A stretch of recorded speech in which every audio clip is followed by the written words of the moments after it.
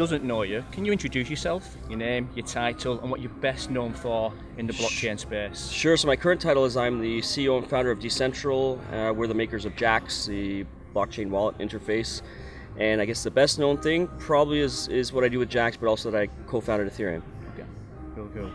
In one line, what can you say about Polymath? I think Polymath is targeting the securities tokens.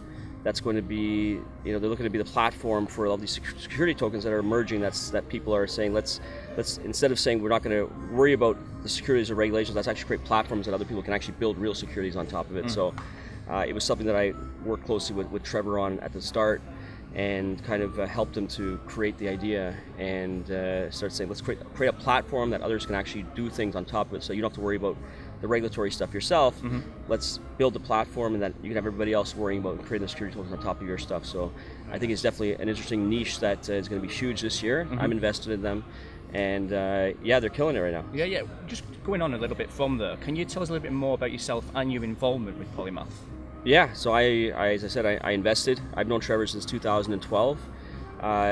He's followed what I've done out of Toronto, and then about a year ago or so, it was really nice to see him kind of dig in and say that's the area that he wants to target and carry it out, and it's just taken off really well. So super proud of him and what he's done. How do you think the Securities Token Market is going to disrupt the cryptocurrency space? I don't know if it's going to disrupt the crypto. I don't know if the cryptocurrency space is something that can be disrupted yet, because it's a new thing on its own.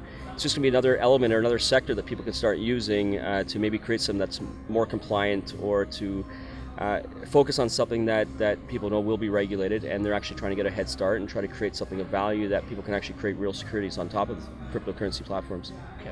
And speaking a little bit about ICOs, what's your prediction or the future of ICOs, whether they be a security or whether they be a utility, and why do you think that? Oh, I think it's how they're positioned. So you can't just bulk them into what securities or non-security. It's however the person designs what they're doing and how that actually has the features they're creating things as utility, or they're creating things that are actually going to be considered more security. So I don't think it's a one thing or the other. I think there's going to be many things in between, and it's just up to people to position them in the proper way that they're not going to have any issues when they actually release them. And maybe more legislation, anything like that coming over the actual running of ICOs? What do you predict with that? Yeah, I think there's definitely going to be a ton of regulations that are coming on, and I think the countries around the world that understand the potential of it are going to be doing a lighter hand, and the ones that don't will be the ones that will be kind of harming themselves.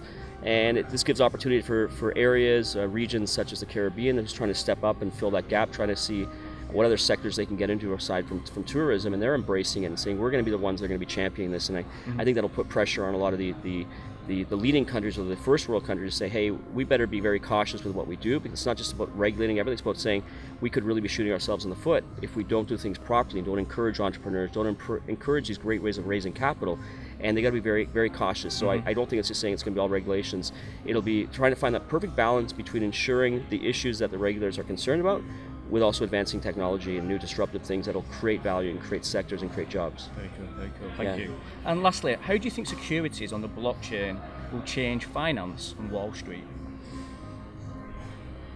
That's a good question. I've always debated whether or not these things will provide a lot of value in the cryptocurrency space. I think what it is being able to offer services and options to still take the benefits of cryptocurrencies, but also be cognizant of the issues that regulators are concerned about, and providing the platforms and use cases for them. So I think it'll actually create ways to raise larger amounts of capital eventually, and I think it will have impact and bring the people from the older school thinking, how can we actually bring these models and make them more modern and more forward thinking than a lot of the traditional things that haven't really changed much over the last dozens of decades, or last many decades. Sure. Yeah. Anthony, it's been an absolute pleasure. Thank you so much. Really Thank appreciate it.